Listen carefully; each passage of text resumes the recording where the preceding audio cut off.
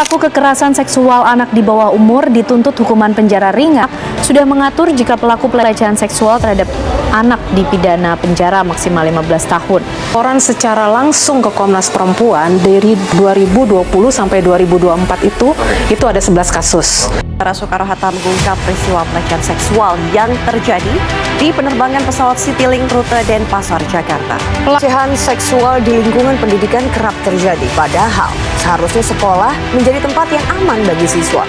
Aksi tidak bermoral ini mencoreng nama baik institusi pendidikan. Kita di Bandar Lampung menjadi korban pelecehan oleh seorang pemuda pada Jumat 31 Oktober. Kekerasan seksual, Pelecehan seksual dan mereka, yakni mengiming-imingi korban dengan memberi uang atau barang berharga. Saudara, bagaimana cara melindungi anak agar tak jadi sasaran pelaku kekerasan seksual?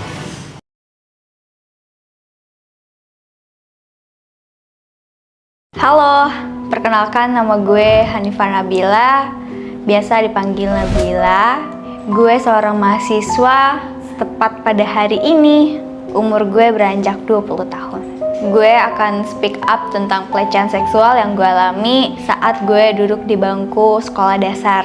Waktu itu kejadiannya itu kelas 5 SD. Gue inget banget pelajaran komputer karena dulu SD tuh ada pelajaran komputer dan itu kita di ruangan AC, full AC. Dan itu ruangannya cukup private ya. Nah saat itu entah kenapa guru gue ini ngasih tugas tambahan di dalam lab sendirian. Tiba-tiba dia ngedekat sama gue terus menempelkan kelaminnya di punggung gue. Dia ngomong hal-hal yang menurut gue senonoh banget buat ngomong ke anak kecil. Saat itu guru gue udah nikah, dia coba buat raba-raba, terus dia coba buat cium gue or anything, itu hal-hal yang menurut gue nggak senonoh banget. Sampai akhirnya gue ketakutan sendiri, gue buru-buru ngerjain tugas yang dia kasih. Terus dia sempat ngomong, jangan bilang ke siapa-siapa. Gue lari dari lab ke kelas, gue deg-degan, super panik, bingung, pucet banget. Sampai di hari itu gue udah mulai gak bisa ngomong apa-apa karena gue jadi takut dan gue sempet trauma sama pria lebih dewasa.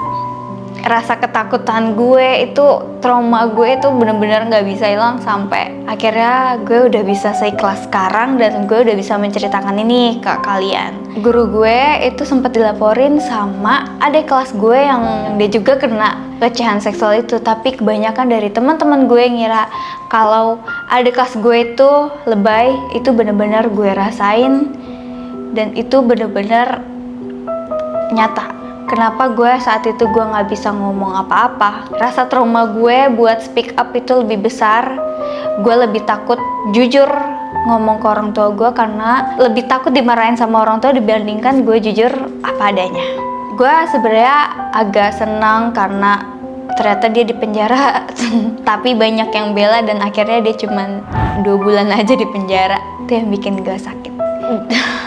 Rasa jijik ke diri sendiri itu ada. Mungkin ini sampai ke guru SD gue cuma mau bilang, lo mungkin akan ngerasain.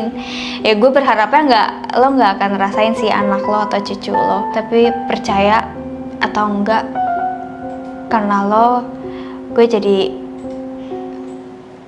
trauma gue tuh jadi sebesar ini. Kadang kalau gue inget-inget lagi, terus rasa insecure gue itu tinggi banget. Mungkin gue egois, dendaman atau gimana, tapi gue kayak berharap semoga nanti lo bakal dapet karmanya.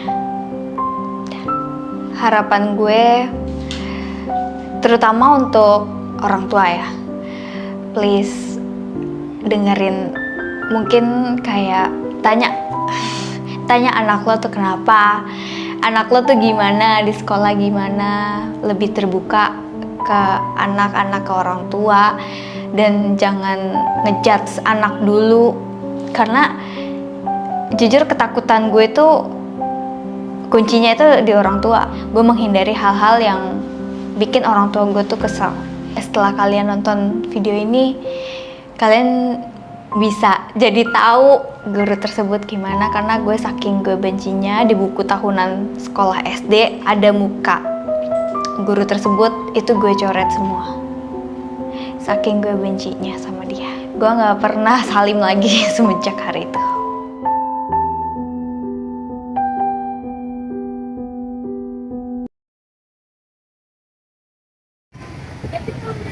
Kekerasan seksual baik secara verbal maupun non-verbal masih sering terjadi dalam lingkungan masyarakat. Namun, apa itu kekerasan seksual baik secara verbal maupun non-verbal? Kekerasan seksual secara verbal adalah suatu kekerasan berupa kata-kata, komentar, atau perkataan yang tidak senonoh. Namun, hal tersebut masih dianggap sepele. Padahal hal tersebut dapat menurunkan harga diri dan juga merusak mental seseorang. Lalu, kekerasan secara non-verbal bagaimana? Kekerasan seksual secara non-verbal itu merupakan suatu tatapan mengarah kepada arah seksual dan juga gerakan yang tidak wajar secara seksual. Hal tersebut tentunya melanggar hak dan juga martabat seseorang. Lalu, bagaimana pencegahan dirinya? Yang pertama, kenali kekerasan seksual baik secara verbal maupun non-verbal. Yang kedua, katakan tidak untuk menolak kekerasan seksual baik secara verbal maupun non-verbal. Dan tunjukkan suatu tindakan yang tegas seperti tatapan yang tajam dan juga suara yang jelas. Nah, yang ketiga, jika terjadi hal tersebut, maka harus diceritakan kepada orang-orang terpercaya seperti keluarga, teman, HRD, dan juga simpan bukti berupa pesan ataupun rekaman. Nah, jangan lupa ya, manfaatkan lembaga resmi seperti Komnas Perempuan dan Lembaga Perlindungan Saksi dan Korban atau LPSK dan Unit Pelaksanaan Teknis Perlindungan Anak dan Perempuan atau UPT PPA di wilayah sekitarmu. Yang keempat, upaya dari lingkungan sekitar. Ciptakan budaya yang saling menghormati. Jangan menoleransi candaan atau komentar yang bersifat seksual. Dan tegur teman yang melakukan pelecehan, walau hanya bercanda. Yang kelima, buat sistem dukungan di sekolah, kampus, atau tempat kerja. Buat mekanisme pelaporan yang aman dan rahasia, serta adakan pelatihan anti kekerasan seksual secara rutin. Yang keenam, upaya dari lembaga dan pemerintah.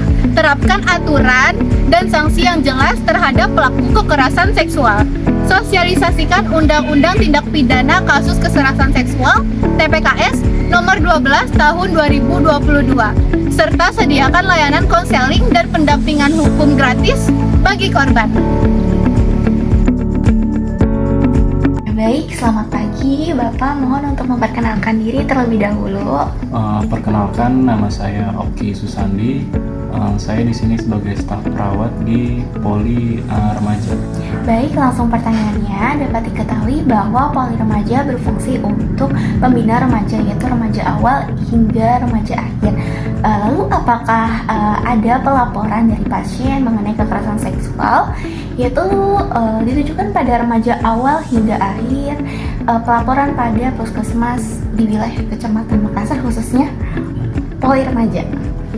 Baik, untuk pelaporan di wilayah Makassar sendiri untuk pasien kekerasan seksual tersebut mungkin masih ada beberapa ya, seperti contohnya seperti yang perempuan main dengan cowoknya atau pacarnya, kekasihnya, itu diajak minum lah atau apa segala macam, itu memang masih ada ya untuk di wilayah Makassar ini. Selamat sore, perkenalkan saya Sri Novita dari Universitas Merdeka. Sebelumnya saya izin bertanya mengenai kekerasan seksual dari secara verbal maupun non-verbal. Baik, Bapak dengan siapa dan Bapak untuk memperkenalkan diri terlebih dahulu? Baik, saya dengan Pak Saputra, petugas terminal Cileunyi khususnya yaitu komunitas Jasmine, Aku, dan Maswe. Baik, langsung pertanyaannya Kak, apakah pernah terjadi kejadian kekerasan seksual baik secara verbal maupun non verbal di terminal khususnya di wilayah Cililitan, Kecamatan Kramat Jati, Kota Jakarta Timur? Kalau khusus kasus tindakan kekerasan seksual pernah ya terjadi di terminal, khususnya yaitu di jam pulang kantor dan jam padat lah. Itu banyak penumpang yang untuk mengantri kendaraan umum menuju ke rumah masing-masing. Itulah terjadi tindakan yang tidak senonoh terhadap khususnya penumpang-penumpang wanita. Berarti pernah terjadi apa? Kejadian tersebut apakah masuknya ke dalam kriteria kekerasan secara verbal atau non verbal ya Pak? Dan untuk kejadian di sini yang sering terjadi yaitu kasus tindakan non verbal ya. Di situ terjadinya akibat bersentuhan antara wanita dan laki-laki, yang dimana kebanyakan korbannya itu wanita yang merasa dirugikan karena dengan sentuhan-sentuhan dari orang-orang yang tidak dikenal. Oke, berhubung pernah terjadi, menurut Bapak apakah hal tersebut berkontroversi dengan nilai-nilai Pancasila? Ya jelas ya, kalau untuk norma-norma Pancasila sangat bertentangan, terutama di sila pertama Tuhan Yang Maha Esa jelas melanggar aturan-aturan agama, kedua kemanusiaan yang adil beradab. Di situ dimana kita sesama manusia. Baik, untuk solusinya supaya meminimalisir kejadian tersebut bagaimana ya Kak? Baik, untuk solusinya khususnya di sini yang sering terjadi wanita ya, jangan berpakaian yang mengundang hawa nafsu lawan jenis. Sebisa mungkin kita menjaga dengan pakaian kita, dengan hal tersebut bisa mengurangi hal-hal yang tidak senonoh.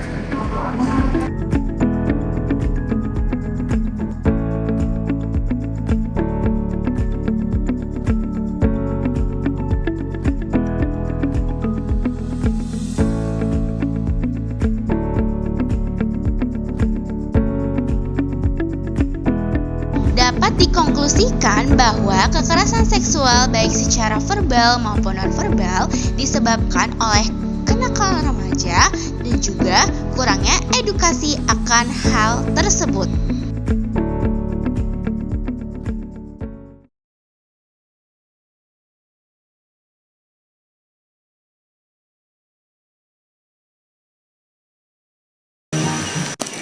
Anak-anak, yuk berdiri. Kita bernyanyi dan menari bersama ya.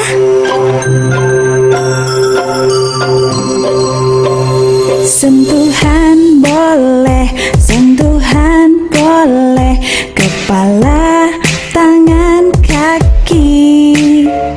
Karena sayang, karena sayang, karena sayang. Sentuhan tidak boleh, sentuhan tidak boleh, yang tertutup baju dalam. Hanya diriku yang boleh menyentuh.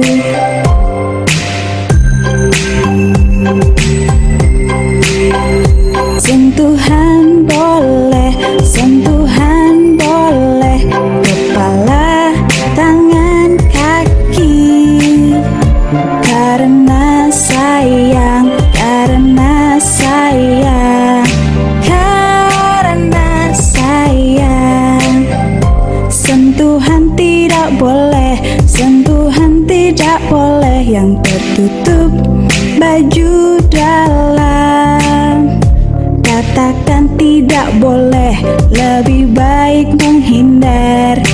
Bilang ayah, ibu.